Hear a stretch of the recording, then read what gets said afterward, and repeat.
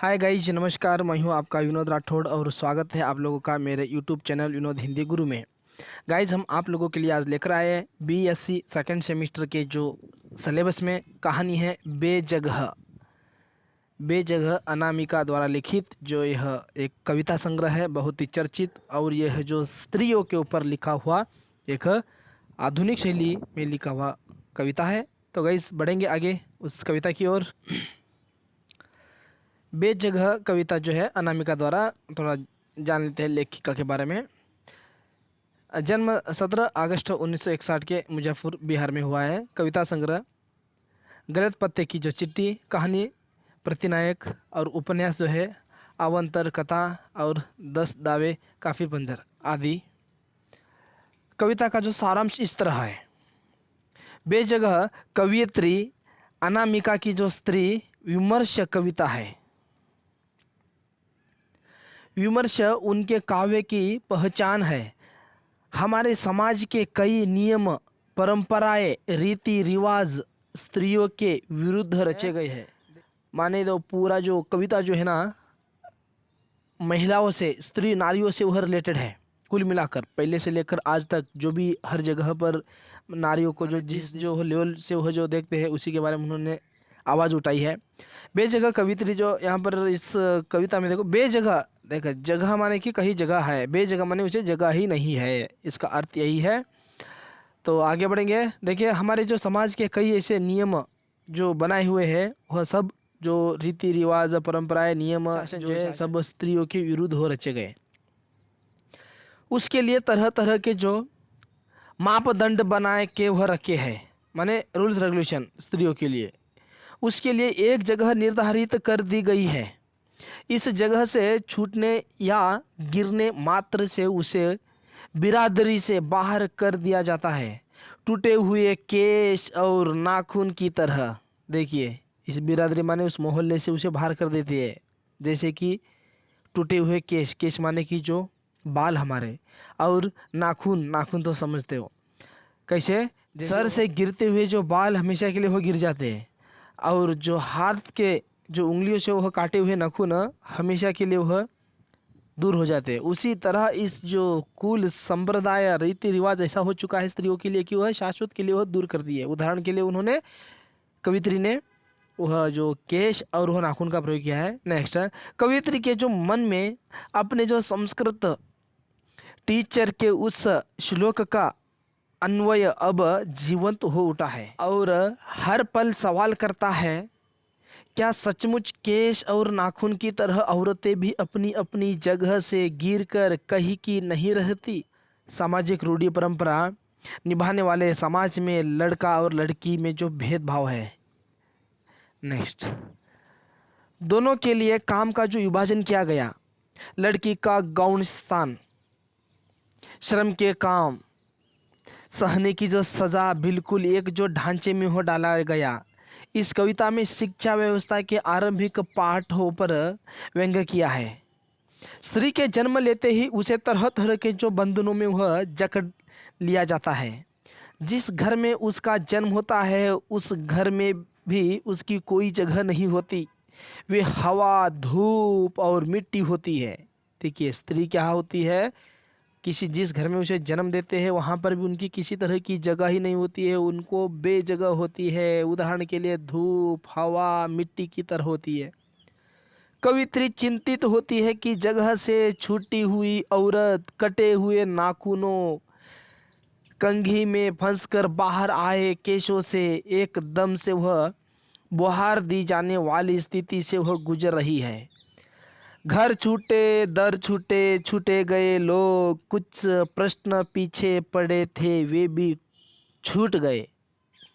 इन सब के साथ वह जगह छूटती गई। मैं मुश्किल से इन सारे जीवन संघर्षों को पार करके पहुंचती हूँ। मुझे सभी अधूर अभंग की तरह है, जो कहीं भी वह भंग नहीं है।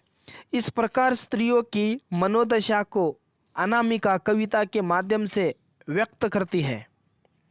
युगों से जो स्त्री विरोधी युगों से जो स्त्री विरोधी मानसिकता समाज में व्याप्त है उसे कवियत्री बदलना चाहती है। वाह, देखिए युगों से जो स्त्रियों के लिए जो ऐसे नियम रूल्स रेगुलेशन जो बनाए हुए हैं, माने जो भेदभाव बनाए हुए हैं, उसे कवियत्री अनामिका हमेशा के लिए मानसिक वह जो समाज में व्याप्त करके कवियत्री उसे बदलना चाहती है। जब भी स्त्री ने अपने हक के लिए आवाज़ बुलंद की, उन्हें दुष्चरित्र अर्थात बैड कैरेक्टर, जब भी स्त्री ने अपने लिए अपने हक के राइट्स के लिए उन्होंने जब भी वह आवाज़ बुलंद की, उन्हें वह दुष्चरित्र माने बैड कैरेक्टर कहा गया। सवाल है कि क्या स्त्री के लिए उसके अपने पिता के घर, भाई के घर, ससुराल में या पति के घर हो या भाई, उन्हें किसी तरह की जो समाज में वह राजनीति, यहाँ तक कि वह परमात्मा के घर मंदिरों में भी कहा है स्त्री की जगह। बताने की जरूरत नहीं है कि शबरीमाला व शनि मंदिर जैसे मंदिर में कैसे स्त्रियों को प्रवेश नहीं है। कवित्री ने घर हो चाहे हो जो मंदिरों में भी कहाँ जगह है, हर तरफ देखते हैं तो पूर्ण रूप से वह बेजगह है स्त्री। बताने की कोई ज़रूरत नहीं है। देखिए ये भी यहाँ पर जो व्यक्त कर दे रही है कि शबरीमाला, आपको पता होंगे शायद अयप्पा शबरीमाला जो है ना साउथन में एक जो मंदिर है अयप्पा स्वामी का, शबरीमाला में देखिए वहाँ पर स्त्रियों को उस ज़माने से लेकर आज इस ज़माने तक भी वह लेडीज़ों को किसी तरह का वहाँ पर दर्शन के लिए उन्हें रास्ता नहीं है, उन्हें छोड़ा ही नहीं जाता है। इस मुद्दे पर भी कुछ 8-10 साल पहले जो है ना सुप्रीम कोर्ट में भी जो स्त्रियों ने वो जो आवाज़ उठाई थी, फिर भी कुछ रूल्स रेगुलेशन करके कुछ 50 या 51 हुआ जो लेडीज़ों को छोड़ा गया था दर्शन के लिए। तो वहाँ हो शबरीमाला हो चाहे वो जो शनि शगनापुर वह महाराष्ट्र में एक मंदिर है, वहाँ पर भी वह महिलाओं को वह दर्शन के लिए छोड़ा नहीं जाता है।